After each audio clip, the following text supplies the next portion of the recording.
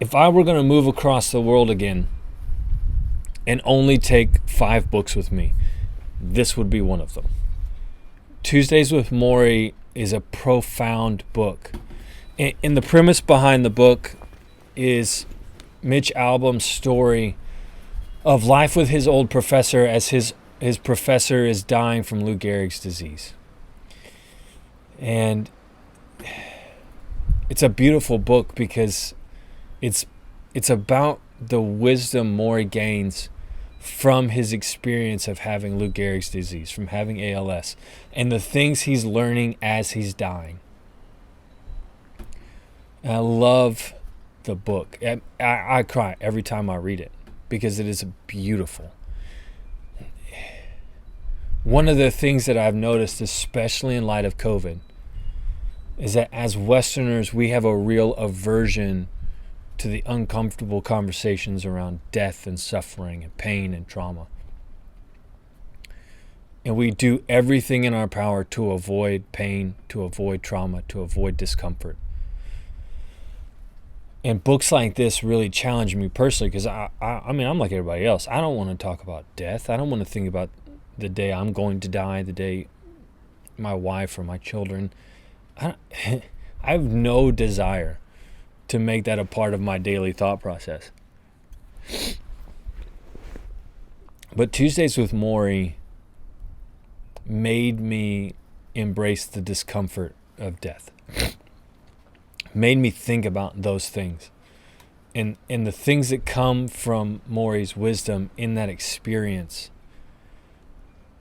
It's a treasure trove. Like, buy the book because it's a treasure trove of wisdom. We need more of that. We need more wisdom in our lives. We need more wisdom in our day-to-day interactions. And there's to give you an example of that. Mitch Albom writes, as Connie took the plates away, I noticed a stack of newspapers that had obviously been read before I got there. You bother keeping up with the news, I asked. Yes, Morrie said. Do you think that's strange? Do you think because I'm dying I shouldn't care about what happens in this world? Maybe. He sighed. Maybe you're right. Maybe I shouldn't care. After all, I won't be around to see how it all turns out. But it's hard to explain, Mitch. Now that I'm suffering, I feel closer to people who suffer than I ever did before. The other night on TV, I saw people in Bosnia running across the street getting fired upon, killed, innocent victims. And I just started to cry. I feel their anguish as if it were my own. I don't know any of these people, but how can I put this? I'm almost drawn to them. His eyes got moist, and I tried to change the subject, but he dabbed his face and waved me off. I cry all the time now, he said. Never mind. The beauty of the book is in Morrie's wisdom as he dies. And things like that. That one little passage makes me think about how it's not just the beautiful parts of our day that connect us as people, but it's our suffering, it's our trauma.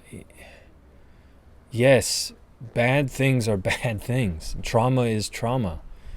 But there is beauty in it. There is beauty in the reality that we are all faced with suffering and difficulty, and we all have to find ways to connect and sympathize and empathize with each other so that we can together get through those things. And it's just like little nuggets like that, man, you get out of that book. And every time I read it, I can't remember who said this, but a really smart guy said that we read books and we go out into the world and we interact within the world having equipped ourselves with the new things. Having equipped ourselves with the new things that we read in those books. And then we come back and we read those books again and we find new things that we can be equipped with, that we can go out into the world with, because every time we interact with a book and then interact with the world, we come back to the book different, and so we see different things. And Tuesdays with Morrie for me is like that.